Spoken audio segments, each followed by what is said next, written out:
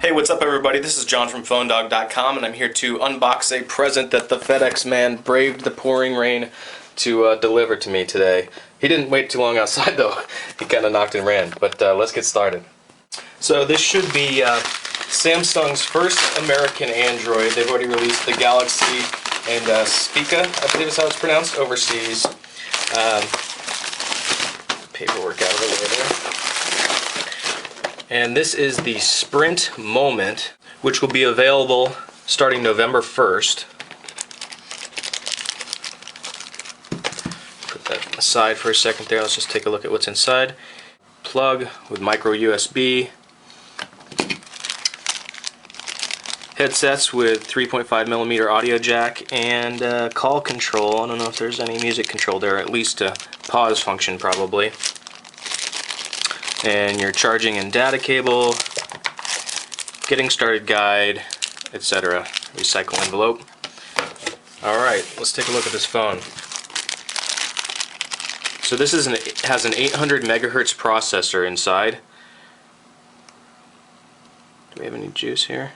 So this is a 3.2 inch display, 320 by 480, what we're used to on Androids in the States. This is an AMOLED display though, so it's going to be extremely sharp and bright indoors, probably not so visible outdoors. It's a slider with 3 rows of buttons, spacebar between the V and B, so it feels natural to me. I personally like these staggered keys laid out as closely as possible to what we're used to on computers. Function key, search key. The menu is the function option on Z. Tap, I don't know what that is. It launched straight to contacts. Not sure if I did that right. On the front we have 3 capacitive buttons up here, home, menu, and back. You have send, end, and an optical control right here, which you can also click.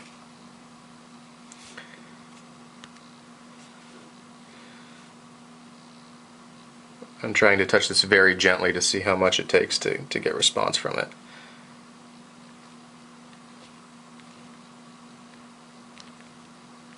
And it feels about the same as a G1 or MyTouch.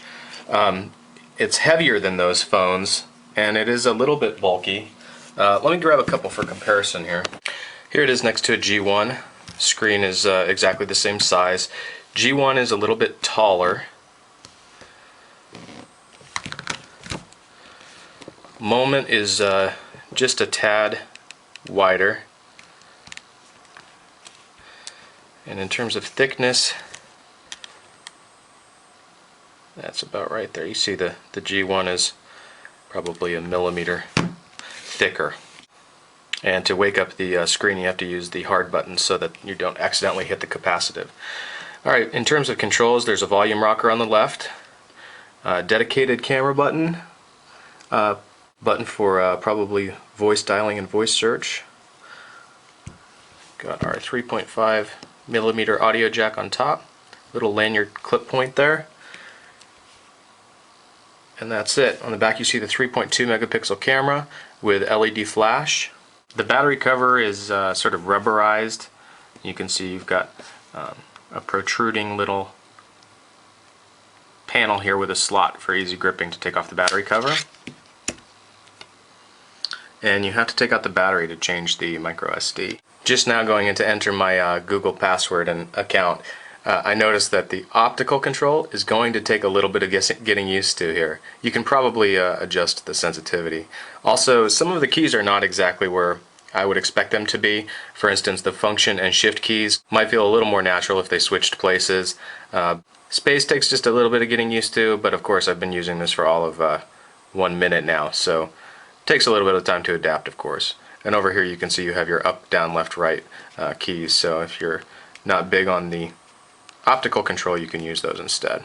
As you can see, the blue color used for alternative symbols to be used in conjunction with the function key looks very clean and sharp, as does the backlighting of the capacitive buttons on the front of the phone. That looks pretty slick. In terms of apps, you can see that Sprint has included Sprint Navigation, Sprint TV, their new NASCAR app.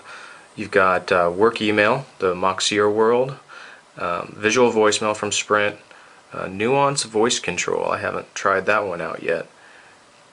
It looks like they've got their own instant messaging app, possibly just their own icon. And you know, they just went with the vanilla Android on this device, which I think is a nice alternative to the Hero, because I like to use a lot of different home replacements like Dextop or AHome or OpenHome. There's tons of them now.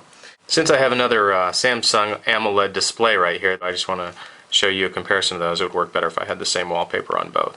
Obviously the Omnius is a bit larger, but it's great to see these beautiful screens turning up in different devices now, like the Moment here. So this device has 256 megabytes of RAM, 512 ROM, 800 megahertz processor.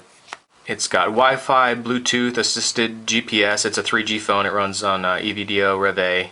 And the consumer version will be shipping with Android 1.6. I'm not sure what this one has.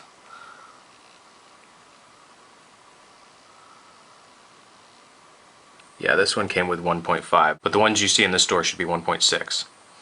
Alright, so there you go. This is just an unboxing. I'm going to hold on to this for a day or two, then I'm sending it off to Noah so he can do all of his reviews. But I might have another one coming along shortly. So stay tuned for my coverage over at Droid Dog, and check out Noah's very soon at Phone Dog. Take care.